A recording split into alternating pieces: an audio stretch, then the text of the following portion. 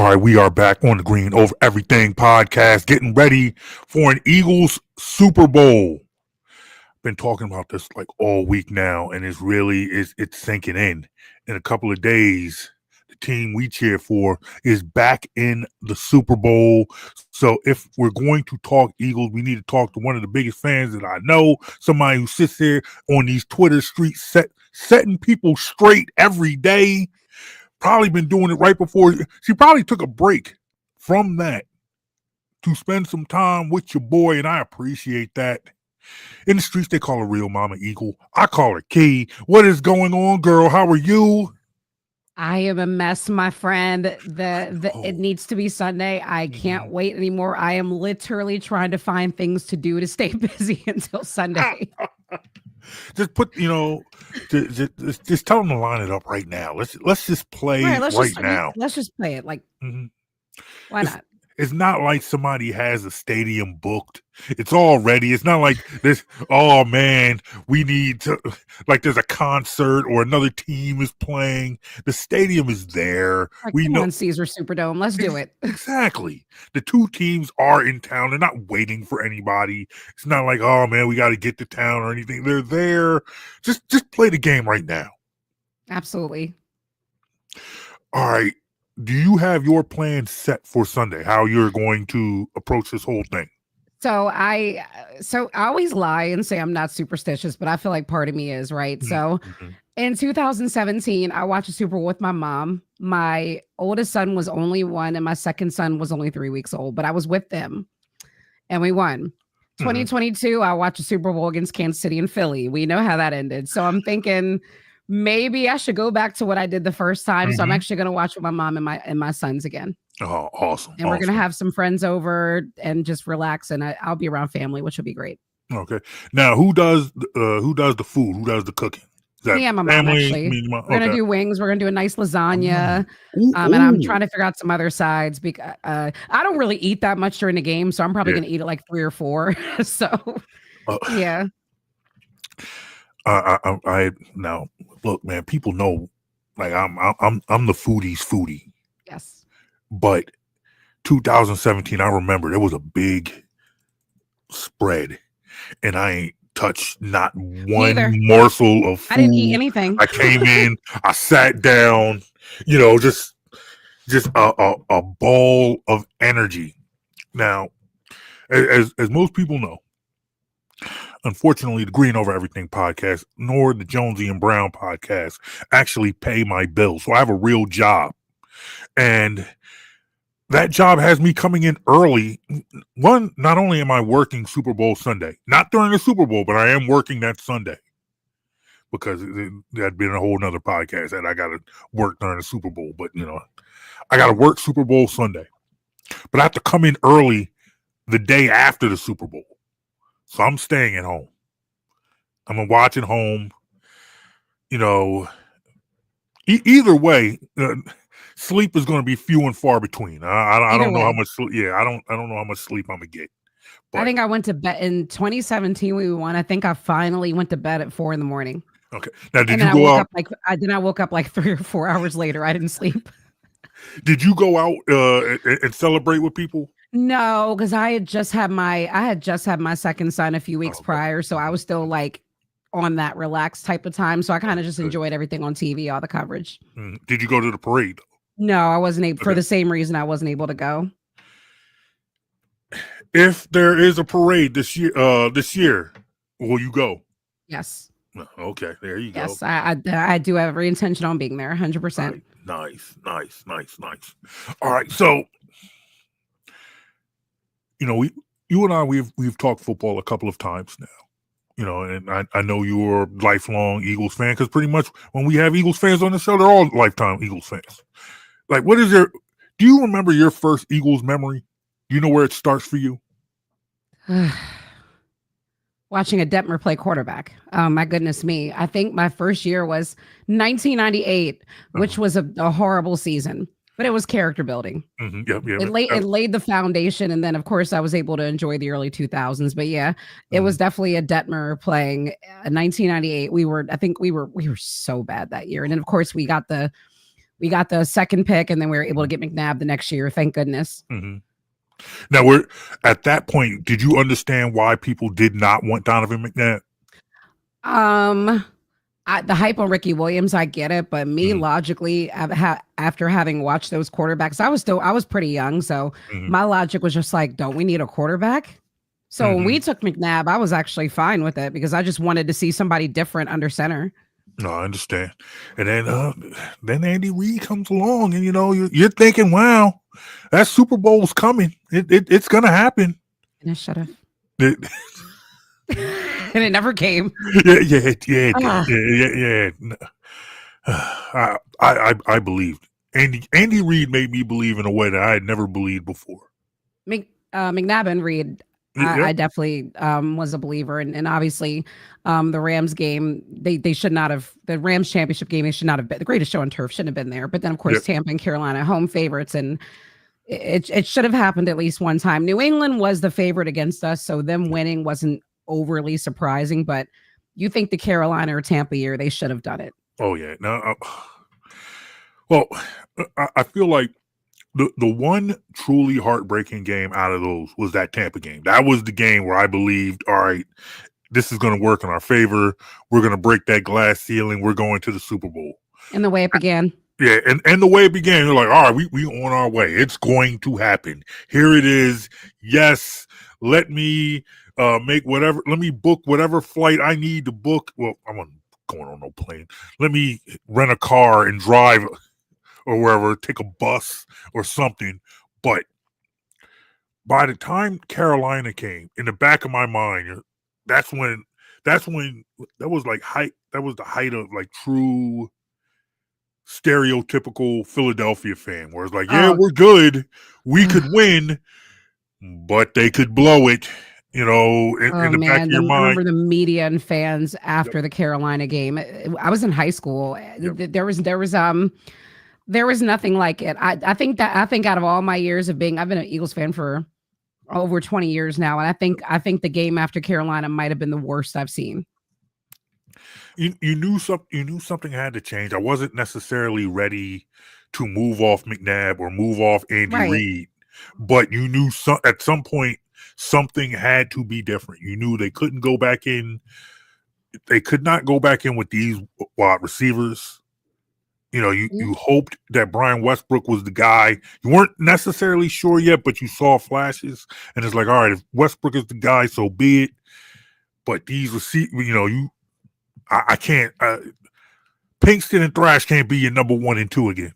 No, I will honestly say that I did like Greg Lewis. I think he was a lot better than what Eagle fans gave him credit for. He was fast. Yeah, I like Greg Lewis too, as a 3. Yeah, of course. As a with 2. With T.O., Greg Lewis was actually a lot better. I'll take him. Yeah. Yeah.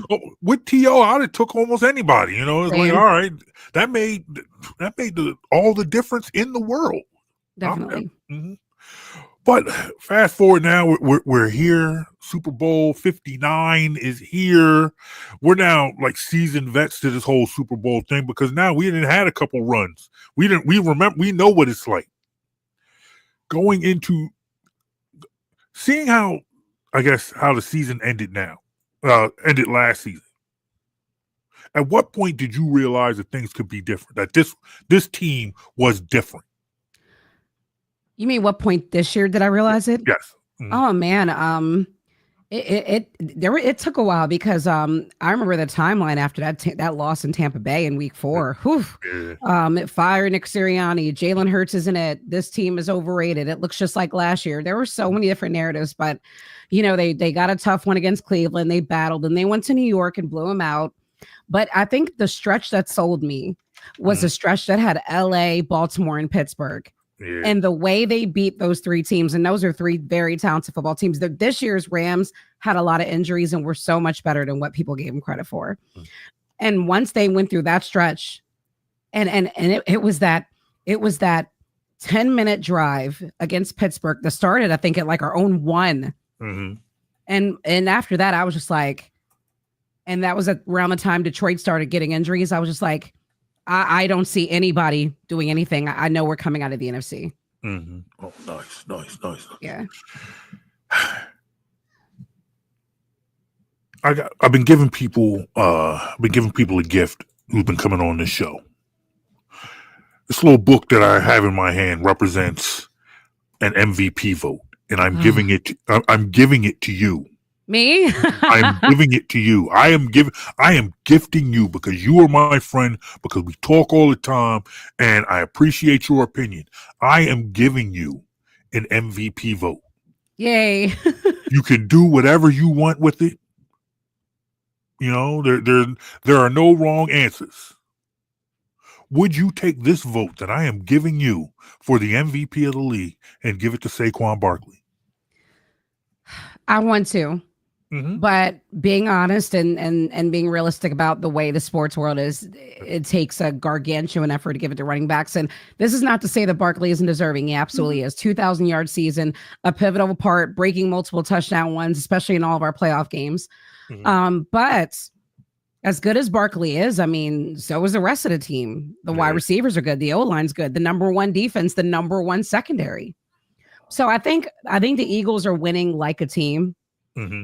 And I think someone like Josh Allen, and even Lamar, who maybe have less guys around them, better argument for them just because of what they had to deal with. And I think that's just a reality. It's a quarterback award. Yeah, no, I understand. Yeah, I'm taking. Rings are better. Super Bowl rings are better though. So hey, right.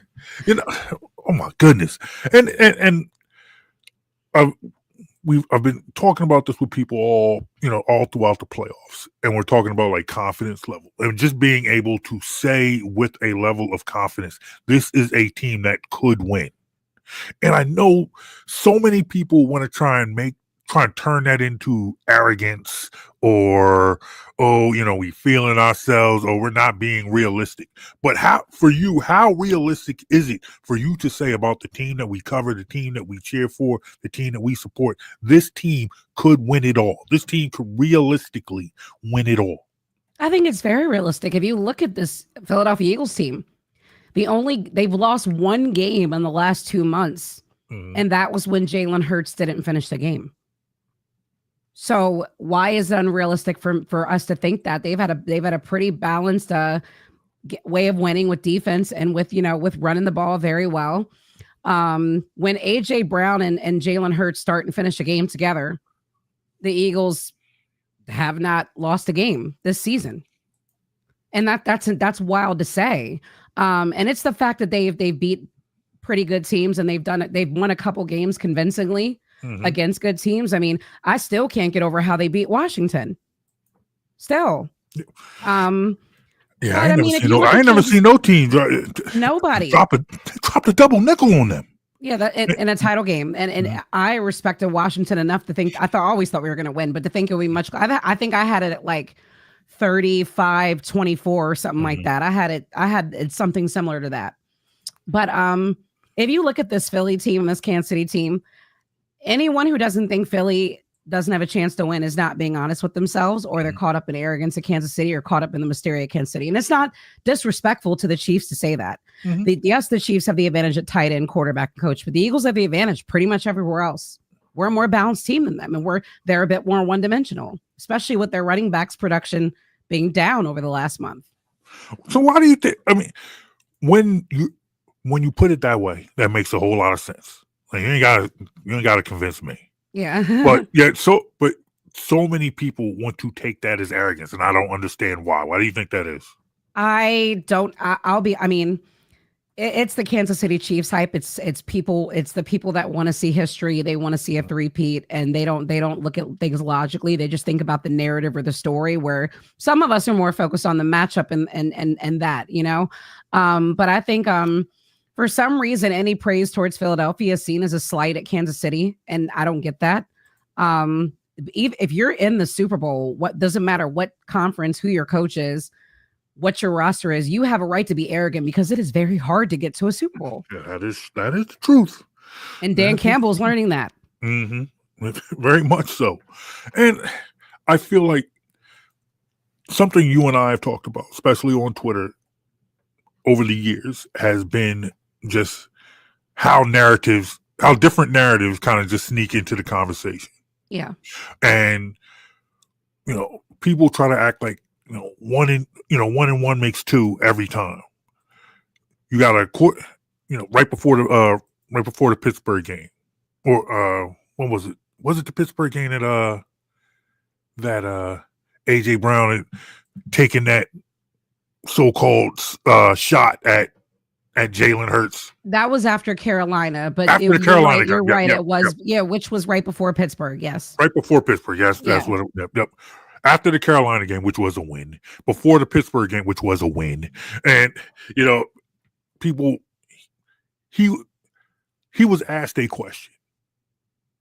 And in my mind, it was a straightforward question. It was cut and dry. The passing game. Yes. How can a good team get better? To me, that's what he was asked. Because maybe it might have been different. Maybe the context might have been different had they lost. But they won. They won the game. And they were asked, how could a good team get better? He said, hey, Pat, what can you improve on? Because you'd won a bunch of games in a row. It looks like you're on a roll. What can you improve on? Right. Because, this is a team that jumped out to 10-1 last year and then faltered. Yeah. So you're asked, hey, what can you get better? You told, and he said passing, and everyone jumped on it. Like that. And when he said that, he was including himself. The passing game includes everybody. It's the passing game coaches. It's the offensive coordinator, quarterback, wide receivers, blockers. It's everybody involved in the passing offense. Mm-hmm. And they made it brain surgery for no reason. Of course. And it just seemed like to me, like just in conversations had between people after that, like it just had to be a slight. It just had to be. There has to be tension between two guys who were pretty much almost the best of friends. Yeah, the best of friends. Here's somebody, the godfather of another man's child. That's not a job you just hand over to somebody. That's and they were friends before AJ was traded to Philadelphia. That makes sense, and it just seems like here is a team that seems to have good vibes. Seems to be a team that someone likes each other, likes playing with each other, likes being around each other. Oh man, this locker room, this culture, it's incredible. And this is where I put my cap on and tell people to respect Nick Sirianni just a bit more, because look how much they love him and look how in control of this team he is and look how much they respect him. Mm-hmm. Now, are you a Nick guy? You're straight up. I've been the only time I said anything bad about Sirianni was after the Tampa game, but that was frustrating. But I've been pretty firm on being a Nick Sirianni fan. Mm-hmm. Even after 2023, I said he is not the problem. The coordinators are. He should not be fired. Okay, no, I understand. Now, I've had my moments. Yeah, I admit it. And not afraid to run from accountability. I didn't call for a brother's job a couple of times. Not for a couple of months. Yeah. Not for a couple of months, but we good now. I got no issue with him now. But in the end, what you said was correct. These players seem to like him. And he seems to react well to their opinions. Yes. It seemed like the players went to him and said, hey, maybe we need to run the ball more. Maybe we need to focus more on the run and let the run establish our offense. What does he do? He say, hey, let's give it a try. Yeah. And even in the criticism of him, you see players stand up for him. And I think that's a good thing. I think what I love most is seeing the veterans stand up for him, because, and the reason I say that is because Nick is a relatively young coach. He's not an old dude by any means. Mm-hmm. So when you see established veterans standing up for a younger coach, if you earn the respect of the veterans, that says a lot. Because the younger guys coming out of college, they're more likely to fall in right away, as opposed to, someone who's set in their ways. So the way Brandon Graham and Darius Slay and Chauncey Gardner-Johnson and Lane Johnson talk about him, it says a lot. I think it does, and especially for those players like BG, especially BG, and even like going into the season, Jason Kelsey, who are both, those guys were, I believe those both were both Andy Reid guys. Mm-hmm. So when you see guys who have been in this organization through a number of coaches, Lane Johnson, who was a Chip Kelly guy. Yeah, Lane was You know, Chip, yeah. yeah, Lane was Chip, and to see them have that sort of that sort of dedication, and having a coach's back who's not necessarily the coach that brought them in, Right. and honestly, because I think more and more it seems like coaches, GMs, whatever, they seem to be joined at the hip with the person that brought them in. So I just love the way Phillies run. Mm-hmm. And it is a joy to be a fan of a team that is so professionally run, that tries to build the best team every year. And as an Eagles fan, knowing that we will always have a chance is the best part. That is true, man. That is true. We sat there, had a coach now. This is the first time coach and quarterback, for that matter, have been back to 2 Super Bowls. Yeah. And we've had good quarterbacks in the past, had some bad ones, but we've had a couple good ones. And it's like, unfortunately, you look back, McNabb was never able to get back. We weren't able to get that Carson Wentz led team on a deep playoff run. Of course, with Vic, we pretty much went one and done. So yeah. Well, one and done once. Yeah, that was one and done once. So I think, like you said, I love how this team is run, and I think it also speaks to the job that Howie Roseman has done. Bring the players that he has brought in, especially over the last 5 years or so. I remember the narratives about Howie not being able to draft, and then I look at this roster, and the majority of the talent on it is drafted talent. Which is incredible. The offensive line, the defensive line, these young corners we have. It's just look how Nakobe Dean has come on when people thought he'd be an injury concern or be a little undersized. Same with Nolan. It's just incredible what he's been able to achieve. And he did draft Jalen Hurts. Yes, he did. Hey.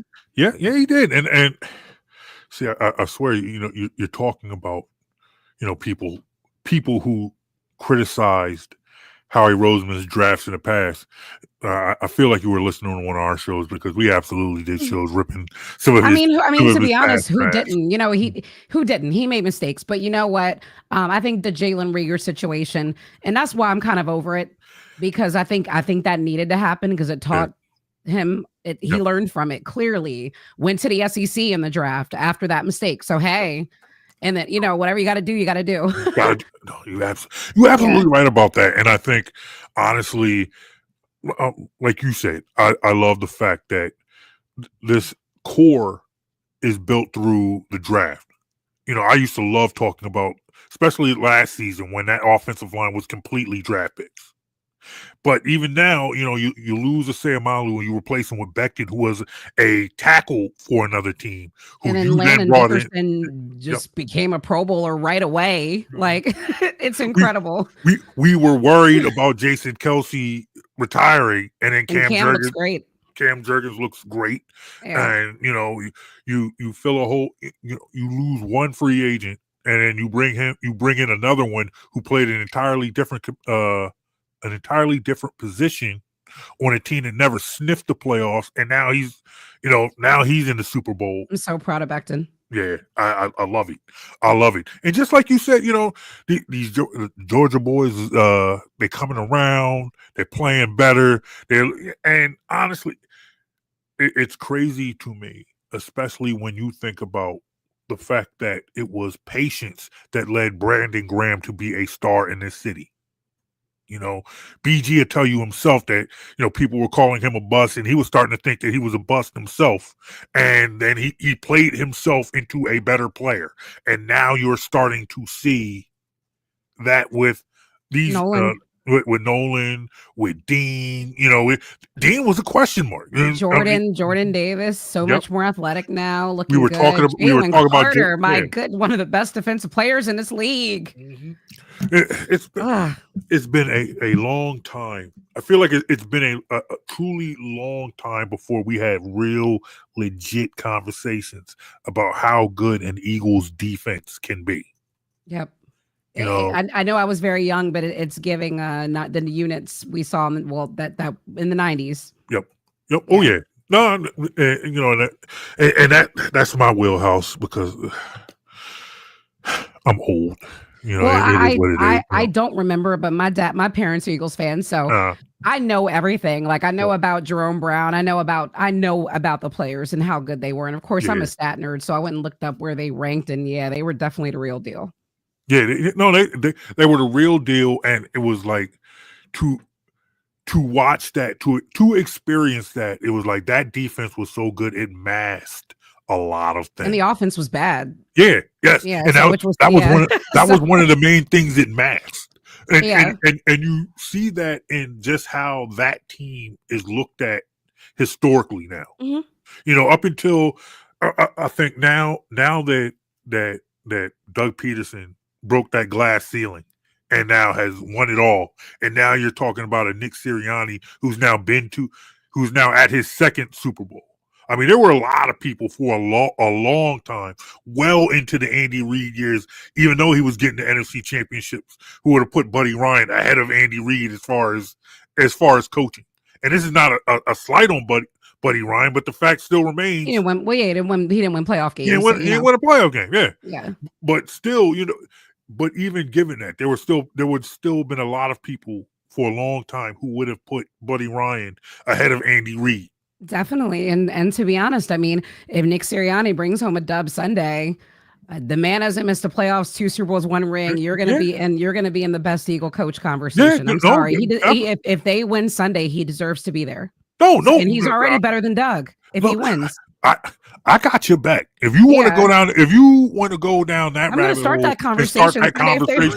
If you want to start that conversation, I am telling you right now, you have the receipt. I got your back on that. Monday morning. Like I said, if we win Monday morning, I will. We will just go. Exactly. And we'll have that convo. Exactly. Where is the Nick Sirianni statue? Where can we put that one right next to the Doug statue? I need that. No, I understand. Where does Nick? You go to 4 straight playoff trips and 2 Super Bowls, winning one. Yeah, we can have GOAT conversations. That's fine. That's fine with me. All right. Like I know we're a little up against it. We've been having a lot of fun. I gotta break down the tradition that we've had on this show so far this season. We did away with predictions. Okay. We did away with predictions right after the bye week. And instead, we ask our guests on a scale of 1 to 10, what is your confidence level in this Philadelphia Eagles team? It's an 8. It's an 8? They played clean football. Yep. They have a great offensive line, and I don't care what defensive statistics tell me. Saquon's been able to run on defenses that were marked as good run defenses, so I'm not worried about that. I think a guy like Smitty is he always has luck against Kansas City. He always plays well against them. They're just a bad matchup for what he does. The defense, I think they're going to be able to limit Mahomes passing as long as they can keep him in the pocket, but they have the athleticism on the D-line to keep Mahomes in the pocket. They didn't last time. These were older guys. Much better defense this time. Much more powerful offense, I would say, when clicking. Mm-hmm. Again, it's just don't make mistakes, and obviously I really hope that they let these players determine who wins this game, and I'm just going to say that, and I'm going to leave that there. I understand. Yeah. I completely understand. All right, Key, where can people find you? What will you, as far as content, what will you be doing before and after the Super Bowl? So I'm going to go live on Tuesday on Twitch at 10:30 a.m. Eastern time. We're going to talk about the Super Bowl regardless of the outcome, but Real Mama Eagle on Twitch, Real Mama Eagle everywhere, Instagram, Twitter, everywhere. So I'm very easy to find. All right. There you have it. Oh, God. I love you so much. I appreciate you. Thank you so much. I appreciate you so much, man. Thank you. We're going to have some fun. We're going to happy thoughts, happy, positive thoughts. That's what we're doing. Always appreciate you. All right. Go Birds. Go Birds. Ladies and gentlemen, that was the Real Mama Eagle. Remember, tell us what you think of this show. Let me know. Hit me up. Facebook, Instagram, Twitter at BITW Sports or at Jonesy and Brown. Remember, you can download this podcast wherever you get your favorite podcast from. I got them all at BITWsports.com. All right. Y'all have a good night. Take care of yourselves. Go Birds. Got a Super Bowl to talk about. All right. Peace, y'all.